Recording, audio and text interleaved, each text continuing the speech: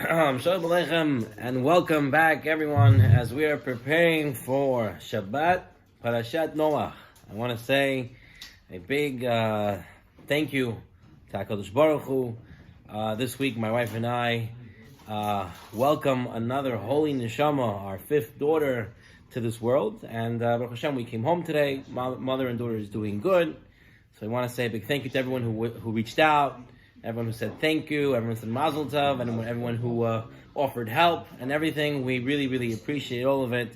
And like everyone says, rak simachot, we should only see happiness, happiness, happiness, and happiness. Rabotai, let's start off Parashat Noach. There's a famous story that's told that there was a hospital. There was a hospital that was around for hundreds of years.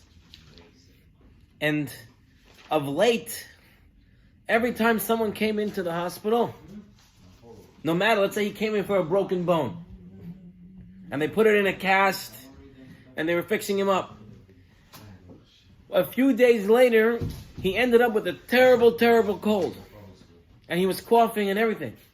No matter what you came into this hospital for, you came out sick with something else. And they couldn't understand. They called all the professors, all the doctors, everybody came to look, infectious disease, and they couldn't figure it out. They heard that there's one professor, head of all these diseases, infectious diseases. So they called him to come take a look. He comes to take a look, and he's examining the hospital, and he's there for months on end. And finally he says, I figured it out. He says the hospital has been standing in this present location for several generations. And during this time, so many people came in with so many different sicknesses that the machala, the sickness itself, went into the walls of the hospital. And now, when a patient comes, no matter what he comes for, he ends up getting the sickness that's in the walls of the hospital. And if you think this is a weird thing, today in hospitals, you'll hear doctors tell their patients, it's safer for you to go home now than to wait a few more days. Why? Because you might acquire a hospital-acquired infection. The truth is the walls, the whole place is full with diseases. Where else do you have old diseases more than the hospital? And the professor gave a recommendation. The professor said, you have to burn this whole hospital down to the ground. There's no way to fix it. In this week's parasha, it says, Vayar Elohim et haaretz v'hineh nishhata. And Hashem looked at the earth, and behold, it was corrupted. Everything was ruined. Because all of flesh, and it doesn't say all men, it doesn't say mankind. It says, all flesh corrupted its way.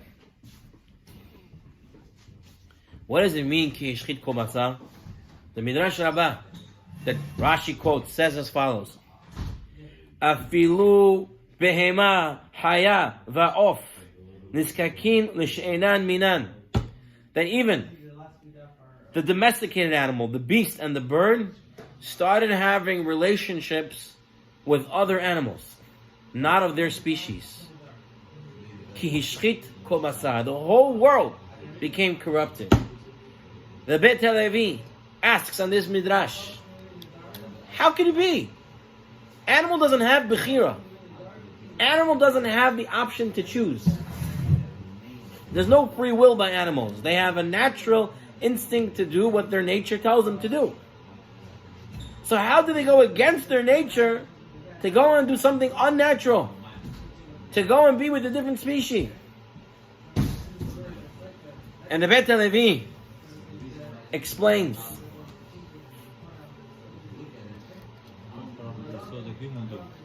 the Midrash is telling us that when the humans made sin, it's not that the animals saw and learned from us. when we made the sin, when the people made the sin, the mid-avera, the world got corrupted. We ruined the atmosphere. Just like in this hospital, in this story, got filled with disease. That's what happened in the world. That even if you had nothing to do, you just sat there, you got corrupted. The Gemara Hagigah tells us, a tzaddik, not only does he get Gan Eden and Olam Haba for his good deeds, but rather he gets reward for the people around him's good deeds. And the Gemara says also, Hagigah, that a Rasha, he gets punishment for himself and for his neighbors and for those around him. What type of dinah mishpat is this? Type of punish me or give me reward for me? Why am I getting other people's reward? Why am I getting punished for other people? The Bet HaLevi answers same thing. Because when a Rasha does something bad, he causes the atmosphere to go bad. And now, even animals can start to sin. They were once transporting Rabbi Yochanan Wasserman, Zecher Tzadik Lebracha. He was in New York, and he went back during the war. He went back to Europe during World War II. He said, I had to be with my students. But he was here when it came out. And he was fundraising for his yeshiva in Barnovich. And they were driving him throughout Manhattan. And the story goes, and he was coming to Times Square area. All of a sudden, he's in the car. All of a sudden, he starts to shake. He said, what's the problem, Rebbe? Rebbe Chanan, what's wrong? He says, there's so much tumah here. Take me out of here.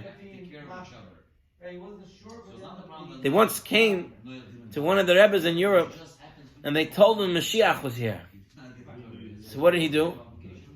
He went to the window, opened it, took a sniff outside, and said, Mashiach's not here. How do you know? He said, Mashiach would be here. I would smell it. But you know what's the most amazing part of that story? Is that he had to open the window to smell it. Because inside his house it already smelled like Mashiach. Because when you have tzaddikim, they're able to send out the influences around them. This is what happened during the Mabul. The people were so bad that they changed the atmosphere. The Zohar HaKadosh. The Zohar HaKadosh says, we all know that when we got the Torah, right? I said that we said Na'aseh V'Nishma, we got 2 crowns, and we went and we became like Adam HaRishon before the Het, which meant we weren't going to die. Now, Moshe Rabbeinu was upstairs, Yehoshua was on the mountain. Yehoshua was not with the people, right? He's not with them. Moshe Rabbeinu comes down, and he says, what's that noise? And Yehoshua says, I don't know, it could be war, it could be this, it could be that. He's not sure. Moshe Rabbeinu tells him, Moshe Rabbeinu tell him, no. This is people sinning, people making Avirah. Question is, how come Yehoshua didn't know? Moshe Rabbeinu knows, Yehoshua doesn't know. More than that, Zohar HaKadosh says, Hashem did tell him, but you see, Moshe didn't say what Hashem told me. He said, what do you hear? Why is he asking, what do you hear? Why did he say, Hashem told me? No, he says, what did you hear? What's this noise? Then, more than that, the Zohar HaKadosh says, how come Yehoshua didn't do the sin? How come he lost his ability to live forever? Anyone who was in the Cheta Ego, who was there, lost it. But Yeshua wasn't there. So Zohar HaKadosh says, and this will answer all our questions. Zohar HaKadosh says, the fact that Yehoshua was on earth when the sin happened, he himself already got this. The atmosphere changed him. Even nothing to do with the Chet, but he was in the area. He was on earth when it happened. He lost his ability to live forever, and that's why we can say he didn't understand what he was hearing, because the atmosphere of sin already changed. Even nothing to do with it. This is how far one person's mitzvah, or one person's sin, can go. It can change everything around him. They say it once happened. Rav Aaron Kotler, Zecher Tzadik Lebracha, who was the Rosh Yeshiva of the Medrash Gavoa of Lakewood, was invited to a parlor meeting. They were collecting money for BMG. And it was in the house of Mr. Steinberg. And a lot of rich people came. They were going to, eat a little bit, listen to a shir from the Rosh Hashiva, and then everyone would pledge some money. One of the people who came was a neighbor of Mr. Steinberg, and he was a non-religious neighbor. He was Jewish, but not religious. He came because he heard there was going to be good food, the rabbi is going to speak. So he came. When they came to the speech, instead of giving a nice speech with stories, Aaron Kotler went involved in a Talmudic sugya about transferring money from one tzedakah to another tzedakah. And he was going in and speaking rapid Yiddish, and he was going and explaining the Talmudic sugya, Talmudic topic back and forth. And after the shir was over, this non-religious man walks over to Mr. Steinberg. He says, the food was great. But I'll tell you one thing, I didn't understand one thing the rabbi was talking about, but I'm going to change my life from now on. I'm going to start to keep Shabbat. So Mr. Steinberg says, why? What happened? He says, the rabbi was speaking, I didn't understand what he was saying, but he spoke to me with his eyes, and he was asking me why I don't keep Shabbat. That's what I heard, that's what I saw, that's what I felt. The next morning, he informed his brother, who was his partner in the large, successful business, he's not going to come in for Shabbat. His brother thought he was joking, or maybe thought it was a mishigas, a craziness that'll go away after a few weeks. But it never went over. And he kept it, and he kept it, and he kept it until eventually his brother also kept Shabbat. They closed the store. Rabbi Steinberg says, even seasoned Talmidei Chacham couldn't understand what Aaron Kotler was talking about. He was talking so fast, so deep. But one tzaddik just speaks from his heart, just speaks a little bit. He's there himself. What happens? What happens? Changes the whole atmosphere. People always say, I want to do kiruv. I want to start bringing people back to Torah. How are you bringing a person back to Torah? You be the best you can be. That already influences everybody around you. Remember we said on Sukkot, the second and right before the first days of Sukkot, before the Chai came out, we said the story of Rav Shishkal, right? The son-in-law of Moshe Feinstein. He once walked into a store, and the owners were non-religious Jews. They said, we have our son. Rabbi, maybe you can help us. Our son is going to marry a Goya. She wants to marry a Gentile. We're not religious, but we never thought he would go that far. And Rav Shishkal said, okay, where is he? I'll speak to him. Came and made an appointment. He walked with him for 15 minutes. This guy already had the wedding hall, the pictures, the flowers, everything set. The invitations were out already. And Rav Shishkal spent 15 minutes with him. And the boy came back and told his mother and father after the walk, if we have such great people in our nation, then I won't marry outside. But you think about it. 15 minutes he spent with the tzaddik. I don't know what Rav Shishkal told him. I can't imagine what you can tell someone in 15 minutes that would change their whole life. But he did. Why? Because the tzaddik himself, the influences that go out from him, is already enough to change people. The Gemara tells us it's forbidden to look at a Rasha's face. Now I look at a Rasha. That's what it says. Now look at an evil person. Why? What's wrong? I'm just looking. You're going to be influenced by the disgustingness and evilness of that person. It rubs off. If it can rub off for evil like we see in the Mabul, how much more so it'll be for good, like Rabbi Steinberg, Rav Shishkal that we talked about. And everybody who does one mitzvah already changing the world in the good direction. I want to take it one step further. Now you're going to understand the gadlut, the greatness of Noach. When was Noach living? Every single person was a Rasha. Ki shchit kol basar. The whole world was corrupted. And yet Noach what? Ish tzaddik tamima. Do you understand? What he was up against? Even the animals couldn't fight the influence.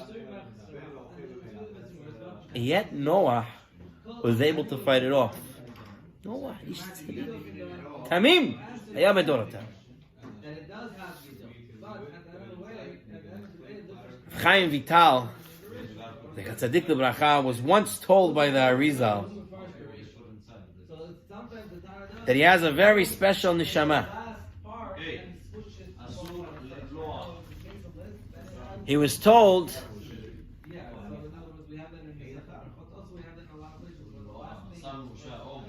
the Arizal once revealed to his prime disciple Chaim Vital that he had been endowed with a special neshama. So Chaim Vital tells the Arizal, what's the point of me having a special neshama? What's the point of any of us doing mitzvot? We're living in such a corrupt society. What the tzaddikim were able to do many, many years ago, in their great generations, what can we be compared about? Why does it make a difference that I have a special neshama or not? So the Arizal answered him. Listen to the Arizal's answer. He answered him with a story. Story goes, the king of Egypt was visited by an admirer from a foreign country. And this admirer, this person from another country, rich man, said to the king of Egypt, I want to give you a present. And at that time in Egypt, they didn't have any parrots. They didn't have any birds that talk, any parrots. So he came and he gave the king a parrot. And everybody was, ooh, ah, wah. And it's a big thing. So the Arizal said, what was so special about this parrot? Parrot's a bird that mimics words, that's it. There's nothing else to it. We all know about a parrot. The Arizal said the answer is simple. All humans speak. So no one makes a big deal about humans speaking. Because everyone speaks. But parrots? Birds? Which bird speaks? Just a parrot. Everyone makes a big deal about it. The Arizal continues. It's certainly true that in our generation, it's not compared to previous generations. It can't be compared. True, our service and that of Noach's cannot be compared to the time of Avraham Avinu. But yet, we are like that parrot. Where no one else is doing mitzvot. Where the whole world is going downhill. You can just look around outside in the news and see what's happening in the United States. Yet, we who keep the Torah and mitzvot, we are considered special. Even though what we're doing cannot be compared to our avot, cannot be compared to Moshe Rabbeinu, but we're like this parrot. Humans speak, humans this. Birds speak. That's an amazing phenomenon. That's the way the Arizal explained it to Chaim Vital. We live in very challenging times. Yet, each one of us can do our part to disinfect the polluted atmosphere that surrounds us. How? By doing mitzvot. By keeping the Torah, halacha, doing everything the Torah says, doing exactly how you're supposed to live a life like a Jew. We're going to disinfect. You know how much we're going to disinfect it? Let's take a look. At the end of almost towards the end, chapter 8, verse 17 in this week's parasha. Listen what it says over here. The pasuk says, it's written hotzeh, but it's read haitzeh. What's this talking about? Hashem says, every living being that is with you, all the flesh of birds, of animals, and moving things, have them go out with you. Now Rashi says, why does it say hotzeh? Why does it say haitzeh? Hotzeh kitiv. It's written hotzeh. Haitzeh keri, but you read it haitzeh. Why? Haitzeh omer lahem sheyitz'u. Haitzeh means tell them they need to go out. Hotzeh, when it's written hotzeh, what does it mean? Im enam rotzim latzet hotzi'im ata. If the animals say they don't want to go out of the teva, Noach, you have to kick them out. Which animal likes to stay in a cage? Never heard of an animal likes to stay in a cage. Even if you give its meal 3 times a day, the natural of any animal is to be free. But they feel the death. That's why they had no choice. Okay, it's a good shot. They didn't want to go out to a world that was not populated. But I want to read to you from the Meshech Chochmah. The Meshech Chochmah says, you know why they didn't want to come out? What was going on inside the Teva? All the Hesed, right? What did that do? That disinfected all the pollution. The Teva became Kadosh. Became so Kadosh, as Meshech Chochmah says, he became so Kadosh that maybe the animals did not want to leave this Makom Kadosh. They wanted to stay in the clean air. They wanted to stay in the place of Hesed. Therefore, Hashem tells Noah, I understand that, but they need to go out and repopulate the world. You got to kick them out. But you understand how far this goes? This is our job. Our job in this world is to disinfect the pollution by keeping the Torah, keeping the mitzvot, doing Hesed. Most important, doing Hesed. Because what was Noach doing all those years? And that's going to lead us in to our next lesson on this week's Parashat. It says, how was the Teva built? It says as follows: Aselecha tevat atze gofer kinim ta'aset teva. You should make it kinim. What does kinim mean? Rashi explains kinim medorim, living areas. You should make different compartments. This animal here, that animal there, different compartments. But the Midrash Rabbah says a different understanding. He says, you know what it means kinim? It compares it to the kinim is derived from the word ken, a nest. Just like you have a mitzorah, you have the ken mitzorah, the birds that you use for the mitzorah, to purify the mitzorah, you use the bird. The Midrash Rabbah says, the teva was kapara. The teva was atonement, was purification. How? So Karlstein, the Chatzadik Bracha, explains, how was this? When Noah was doing the Hesed 24/7, that made the atonement. Hesed made the kapara. The Midrash says, Avraham Avinu meets Malki Tzedek, who's Shem, right? Noah's son. And he says to Malki Tzedek, he said, in what zechut were you and your father and your family saved? And what does Malki Tzedek say? Malki Tzedek says, the Midrash says, that we did 24/7 Hesed. The whole time we were doing Hesed, we couldn't even sleep. The Midrash says, Avraham Avinu heard this, and what did he do? He said, if Noah and his children made Hesed for animals, how much more so if I can make Chesed for people? And he went and he made his eshel, right? Achila, shtia, right? Lina, eating, drinking, sleeping for humans. He made a tent with 4 sides. What was Abraham doing? He said, if that's what the whole world survived on Hesed, that's what I have to do. Avraham Avinu, as we know, Maaseh Avot Siman Libanim, he gave us the genetic DNA to be able to do Hesed. You should know that the Goyim who find out about the Hesed that we do, about all the gemachs that we have, and the Chaverim and Atzolo and the Shemim and this and that, they're amazed. They can't believe it's being done. Like, how? Baruch Hashem, my wife just gave birth, like we mentioned, and everyone's doing meal trains and bringing food and stuff like that. Who would think about it? There's so much chesed in the Jewish world. Because Noah did it. Avraham Avinu realized how great it was, and he put it in the DNAs of the Jewish people to always do it. Rav Simcha Kohen Shlita, he was talking to a secular kibbutz. And he was telling the kibbutzim there, those people, he was telling them how the Charedim B'nai Brak could do so much chesed. He said, you should know that there's a young couple,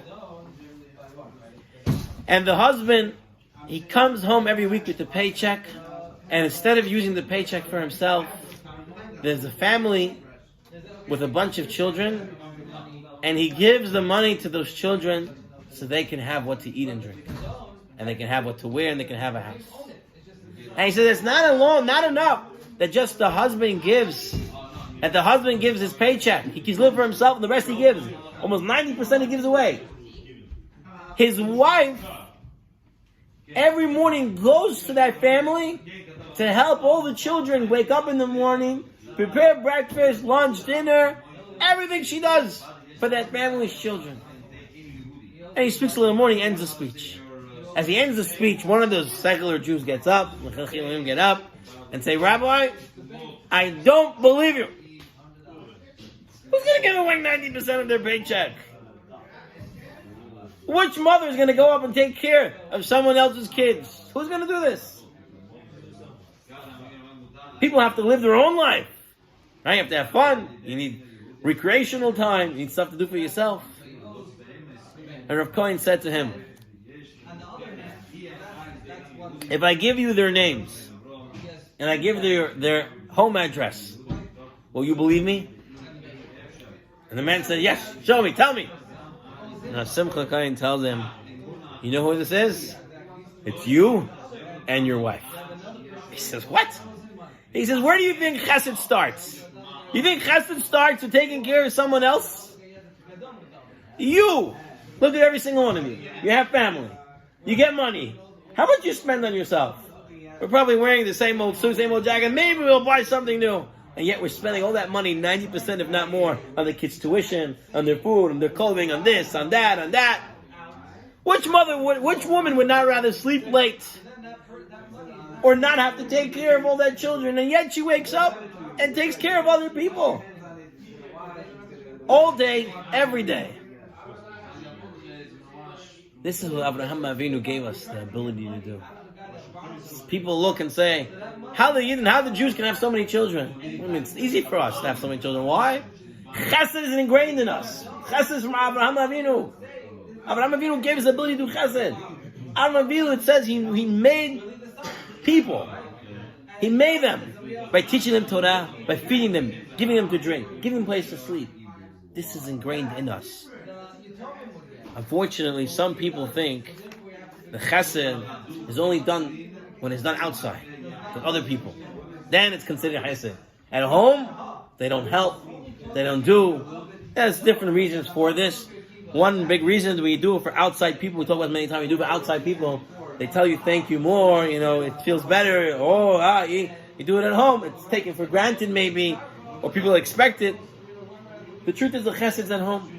We've said this story over in the past, but just to say it again so people can pay attention and understand sometimes the double standard that we have when we do chesed. There was a young, one of the young kollel guys. He was learning in Yerushalayim, and one day he was rushing early morning to get to kollel. His chavruta was waiting for him. He was running late, but as he's running to kollel, he sees a woman walking with tons of bags in her hands. And you can see she's like, she's having a difficult time. So he's thinking in his head, he's making a cheshbon. Should I help her? Should I not help her? I have to go to kollel, I have to learn on time. My chavruta is waiting. But how can I be so cruel and so evil and not help someone who's drowning in bags? In the end, he said, you know what? Chesed is chesed. I'm going to go help her. Now, can't look at the woman. You have to be tzniut. You can't look. He has to watch his eyes.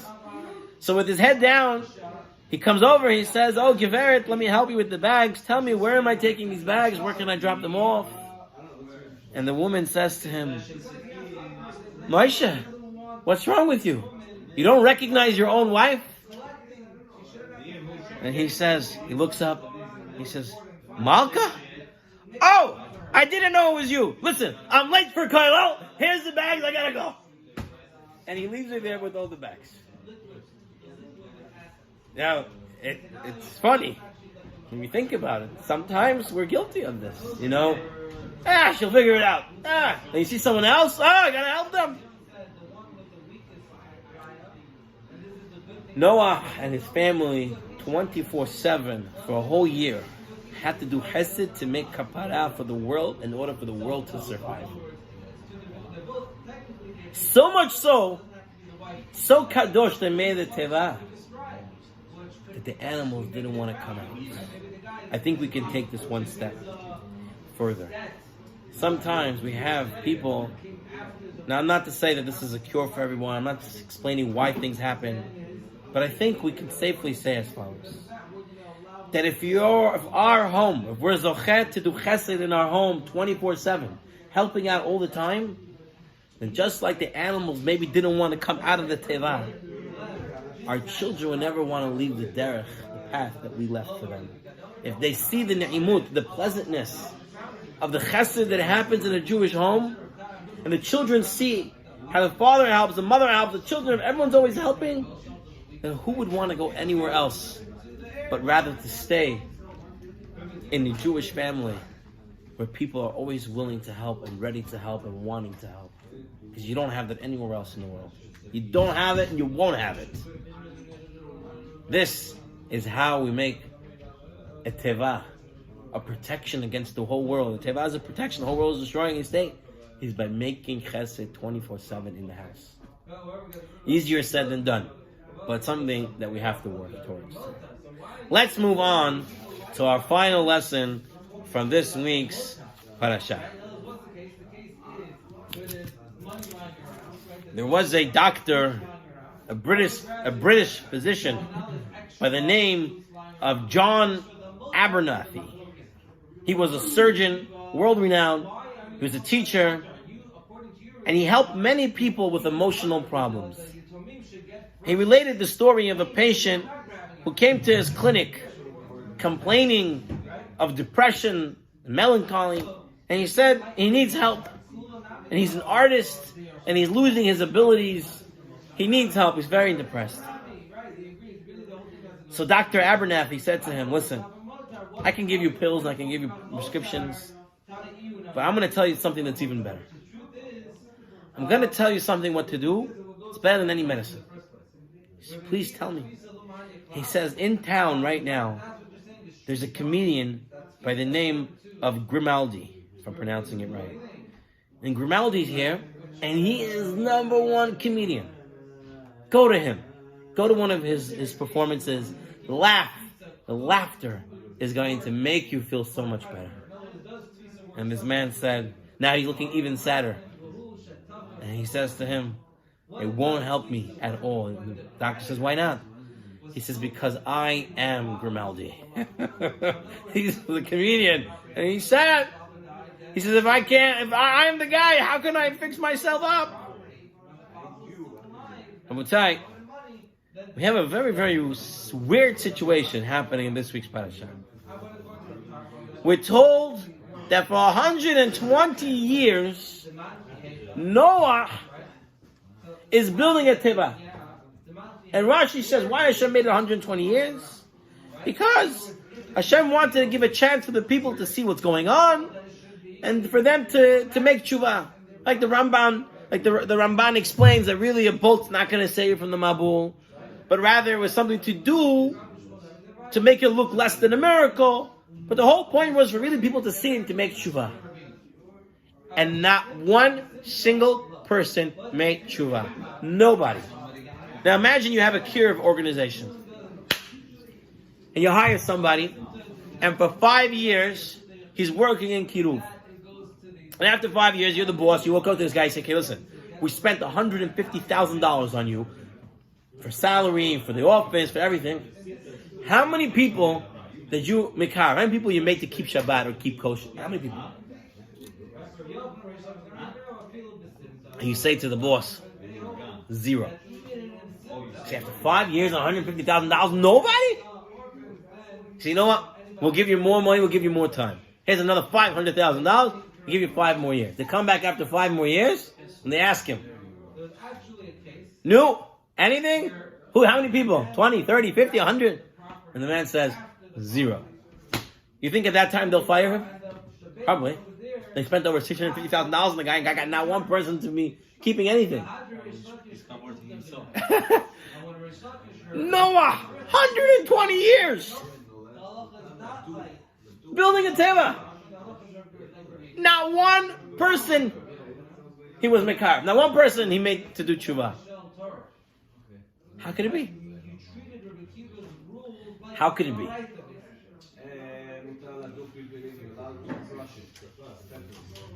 There was once a small town, and they had a major drought. No rain. No rain came down. No water. And each shul was davening, but no answer. No rain. Finally, all the Rabbanim came together and they said, you know what we're going to do? We have to daven all together. We need achdut. We need everyone to work together. We're going to pray all together. And no shul is big enough to keep all the Jews together. So we're going to go to the fields. We're going to make a big asifa, big gathering. Everyone's going to come. We're going to pray all together. And they invited the greatest of the Rabbanim. They come to the day that when everything was scheduled. Everybody's sitting there, thousands of people. And one of the Rabbanim come, one of the Alter Rabbanim, one of the older Rabbanim come. He comes to the dais, he comes up to the table. He says, everyone's here? They say, yeah. He says, send everybody home. No rain is going to come. All we daven, nothing is going to come.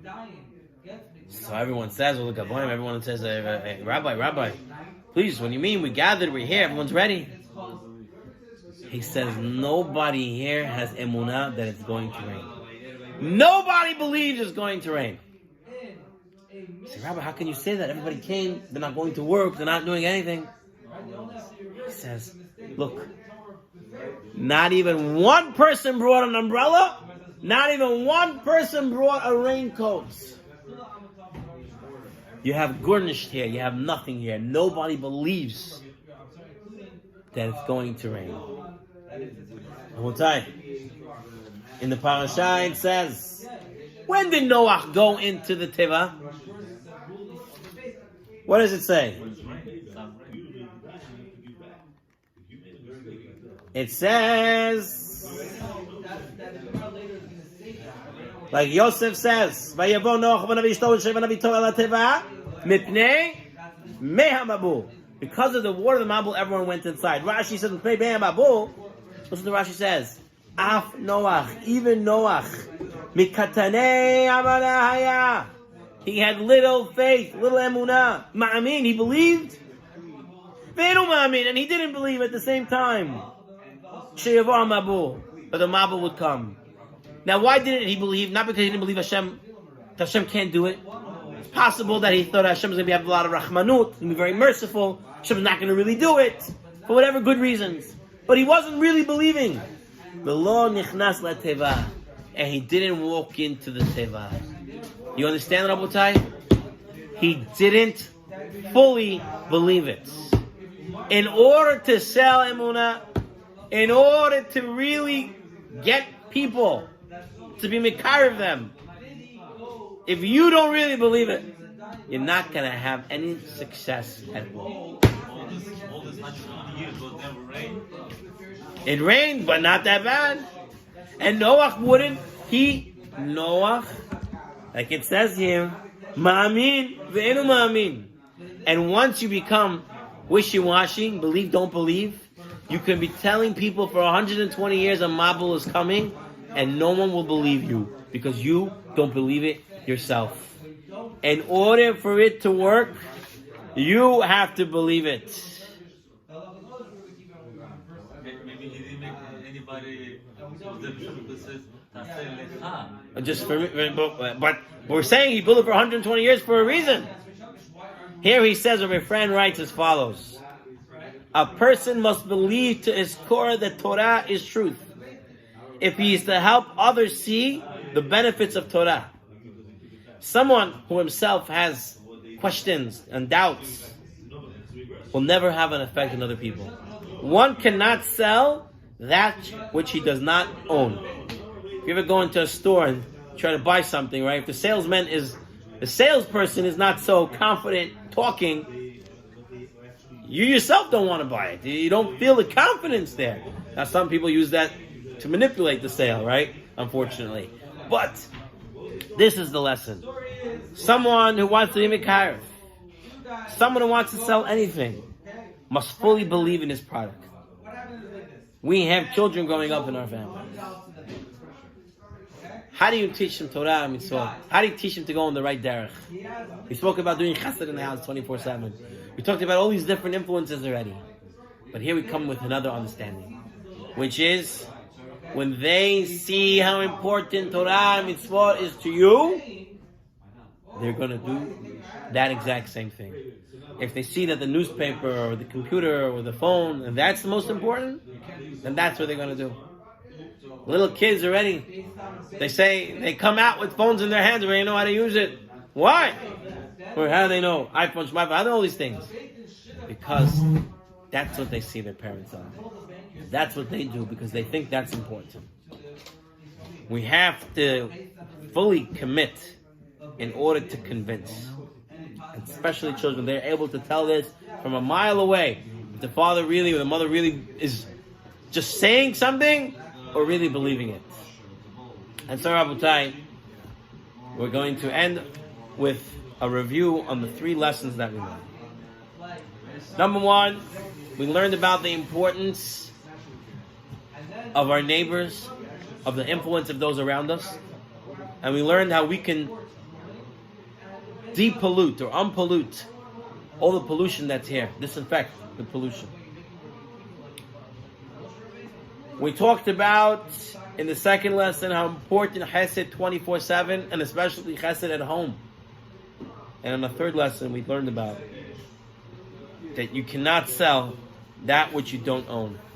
And a person has to be ready to fully believe in order to influence other people. And with this, I want to wish everybody Shabbat Shalom. Shabbat Shalom.